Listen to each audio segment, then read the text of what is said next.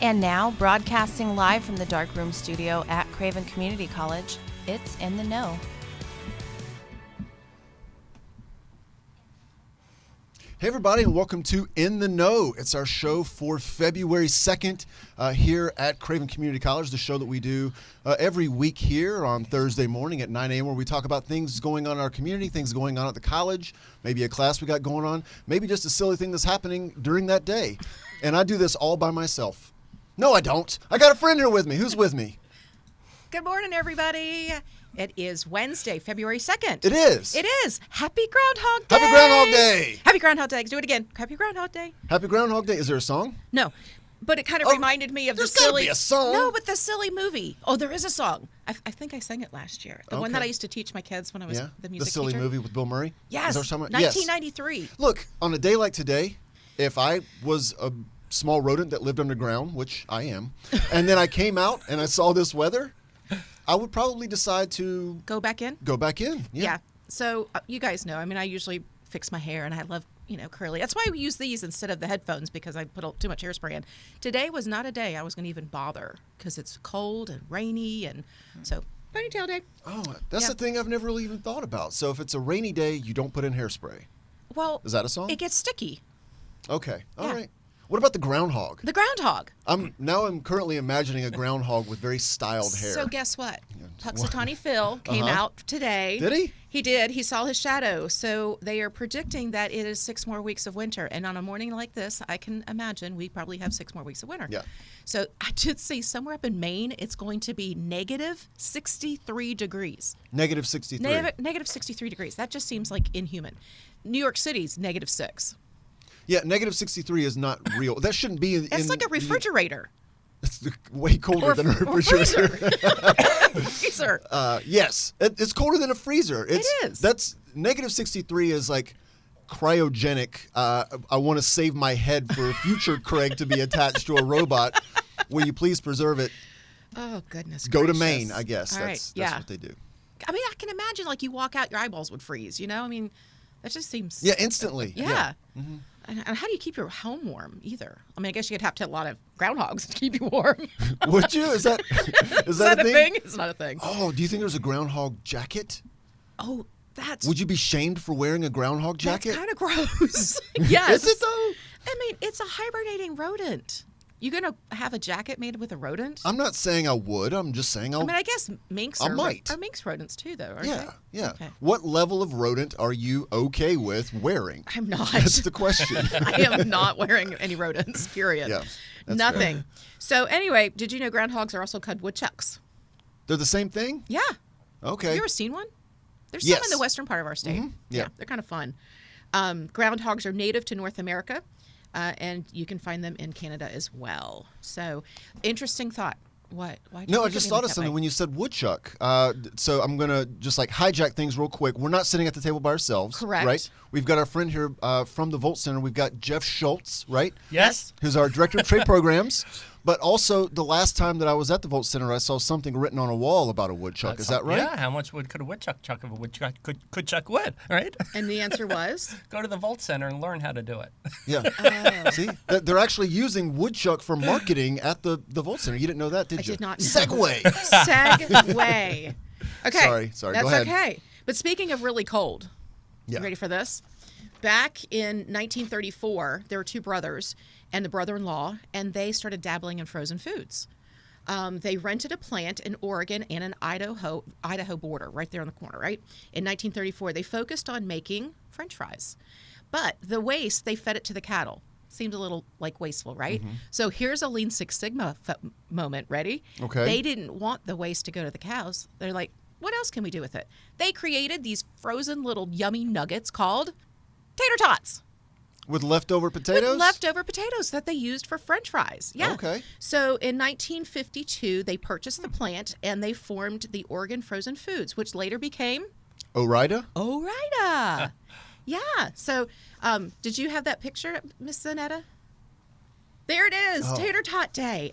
Wow. Aren't they like little nuggets of joy? So, you know, what I like to do with them is make nachos. That's one of the things that they said to do. Yeah, I discovered, Napoleon Dynamite. Let me have some of your tots. Let me have some of your tots. Yeah.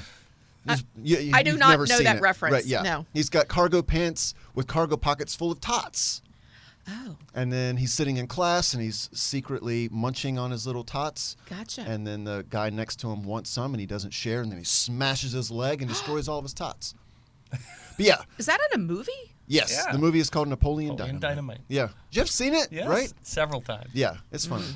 But yes, Gotcha. tater tot nachos. Very filling, very easy. A lot of people have not had it. It's a great hit. I've had it at parties a couple times. Do you call it like Irish nachos? Nope, call it tachos. Tachos. That's awesome. Yeah. Tachos. Yeah, you make it just like you would any other nachos with beans and cheese and jalapenos and Okay, I have a quick question for you. okay.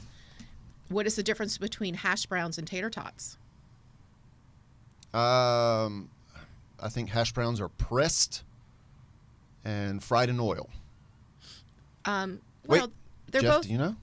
No, I don't. Well, the shape is a big part of it. It's- They don't talk about you can bake They're hash both browns. grated, you can right? skillet. You can yeah, they're both. It's just really just about the shape. So you could take But they're a bunch both of tater tots, shredded. let them get to potatoes. room temperature, and then press them together, and now you got a hash brown.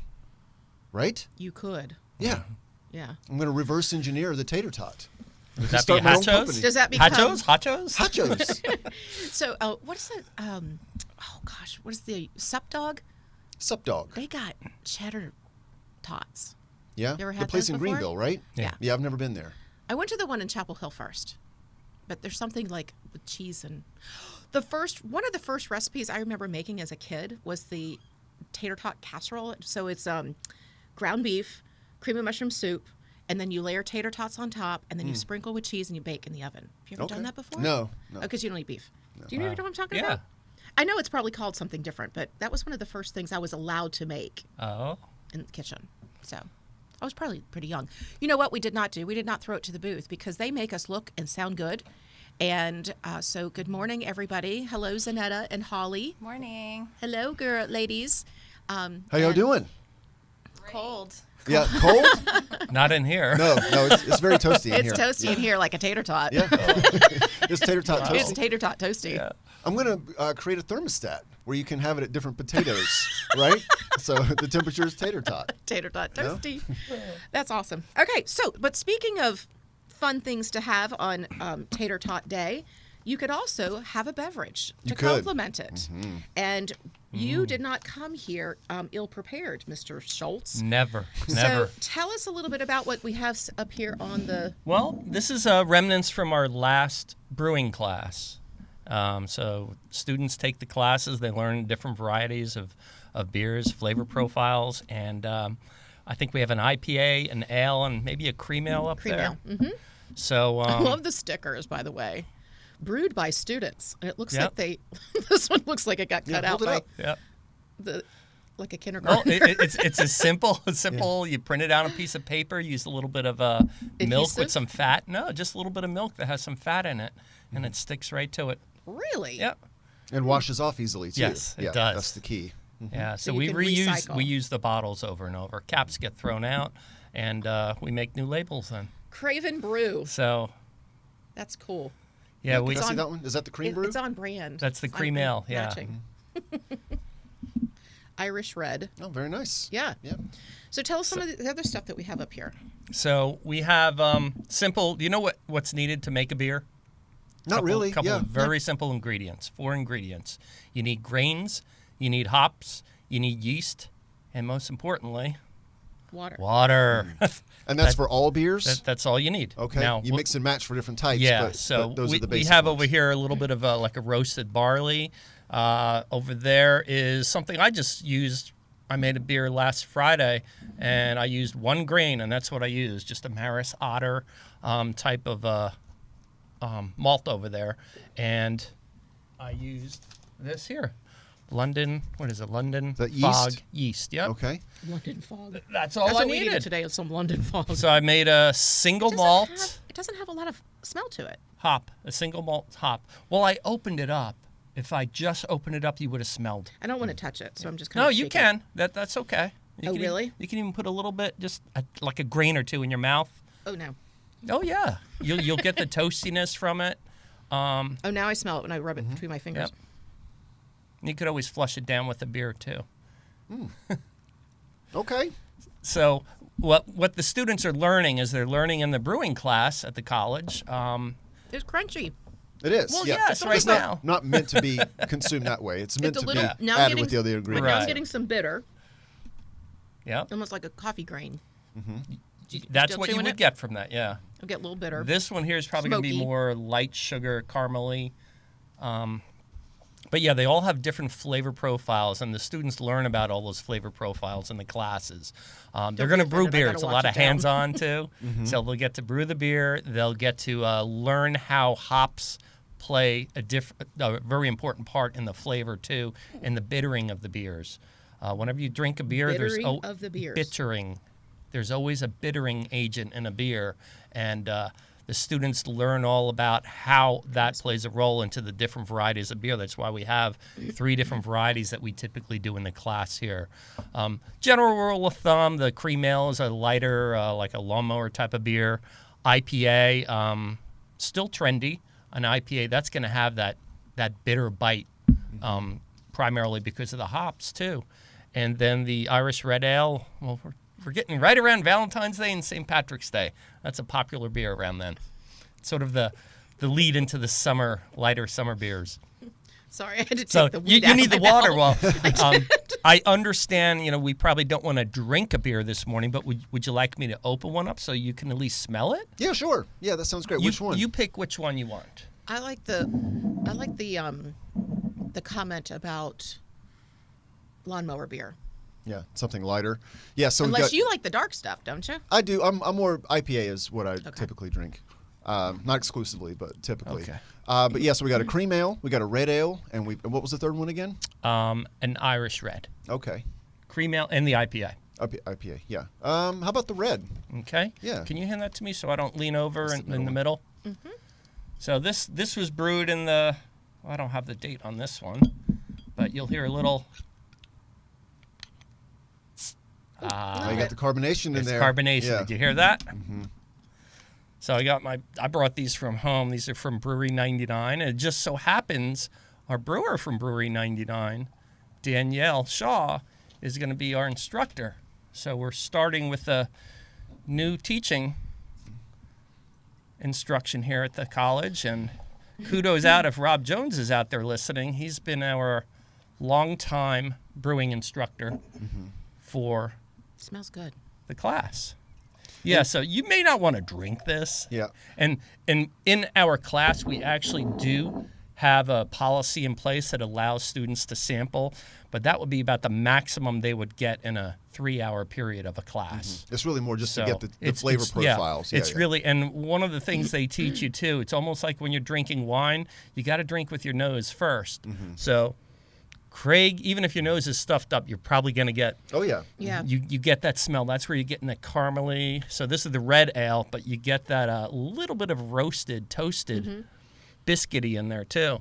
So the shape of the glass, just like in wine tasting, shapes of the glass are also inherent to how you get the profile. Right. It's the same thing with this one. Has this. Zanetta called it something when It's a she. tulip glass. Tulip Tulip glass, glass, yeah. okay. This is my new favorite glass, by Yeah. the way. Yeah, the tulip glass. So you will pour a certain beer in a certain glass.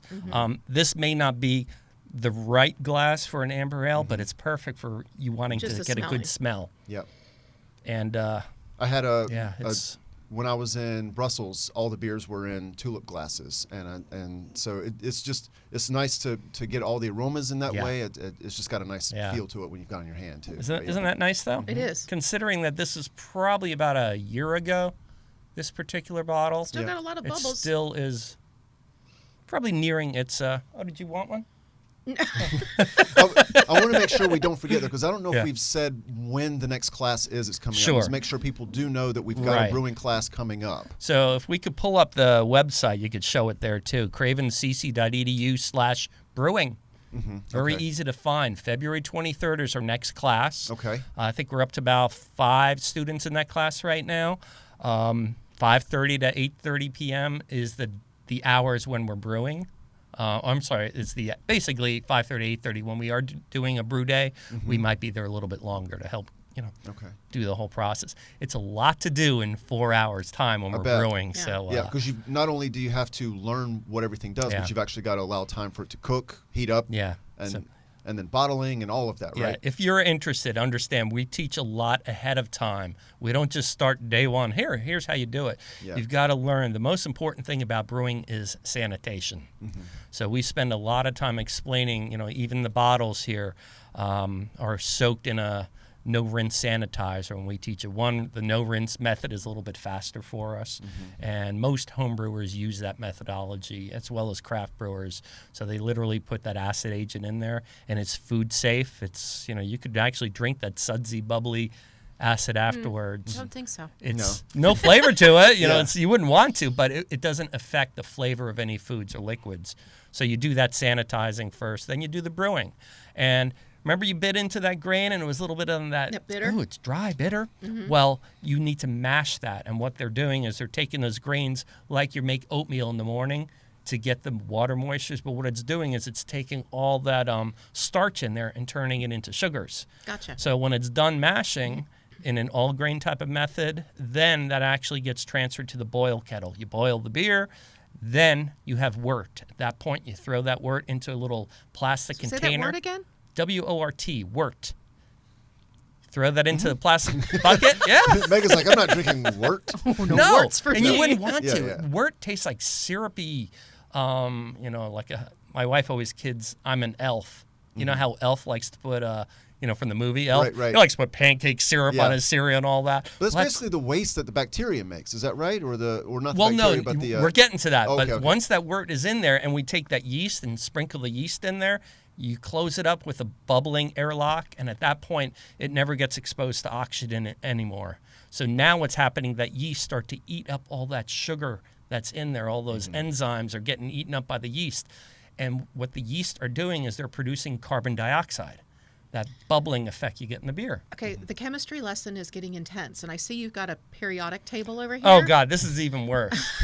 you remember this from high school? I do. Periodic table of beer styles. Here you go. So, the periodic table, I know I'm going to be showing my age, was one of those pull downs, like you had the maps. The chalkboard or the maps. Yeah. Yeah. So that's what our So periodic table we've was. introduced this in the class too, and it helps the students understand the types of flavor, categories of beers. So when you're looking at your lagers, you see dark beers, light beers. Where's your favorite? You said you like the IPA, Craig, so you should see that over where the ales are towards the left. Yeah.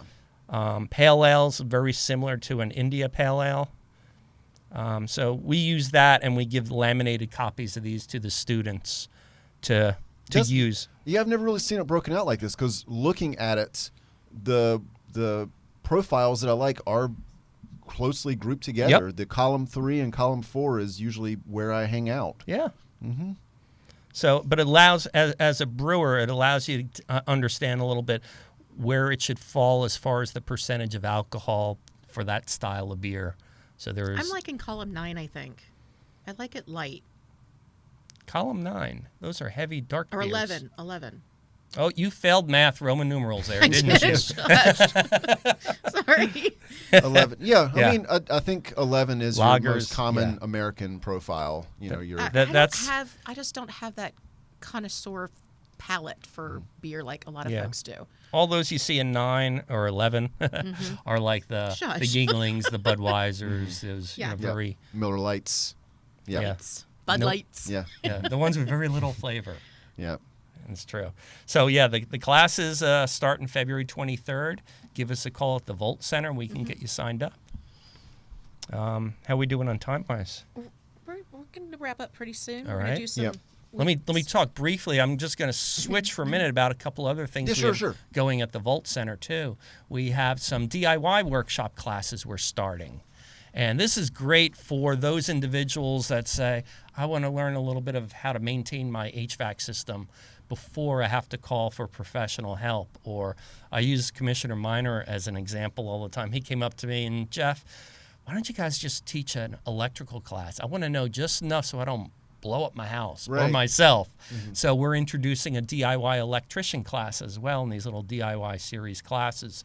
Shorter term, you meet 2 times a week for about I don't know, 3-4 weeks, and you're getting just enough so that you know how to change the outlet safely, how to check the outlet for, using a meter reader, basic homeowner DIY Swapping basics. out a light fixture, for example, with confidence and knowing that you're not going to burn your house down when you're done. Yeah, right? Putting and up a knowing ceiling fan enough. without a divorce. Yeah, exactly.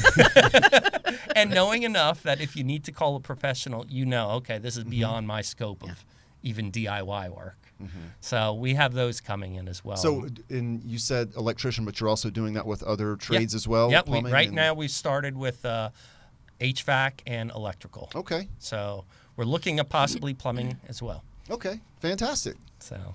And do we have those classes up on the website now as well? Okay. Yep. Great. Yeah, I like using Vanity because it's hard to navigate around. So if you go to cravencc.edu Volt, you can see all the classes there. Yeah. But I even have them broken down, cravencc.edu/HVAC, electrical, brewing, etc. Very good. So one last shout out too. I want to thank Brewery 99, and I wish Danielle could have been here, but she was just recovering too from a cold. And Brewtopia, this is where we get all our supplies, our grains, homebrew supplies too, from the two great businesses here locally here, and we got more coming. So, to reflect a little bit on the student base, is this the person who wants to start a home brewing in their house or a business, or are you finding a little bit of both? We've had students take the class just for the interest in brewing at home, but we've also had students that took the class and now they're a brewer. Okay. So, it's solved two problems. Craft brew movement is still a big industry, and it's booming more and more. Sure. It's cut into a lot of the market share for commercial breweries because of the interest from everyone in our community. And, New Bern is no stranger to that. Craven County and surrounding counties, we have a lot of brewing companies here. It's very neat. Yeah. I hope I'm able to come and take the class one day. I just haven't been able to make it work out with my schedule yet. Me too. Yeah. I'm a home brewer myself, but you learn something every time you're brewing beer.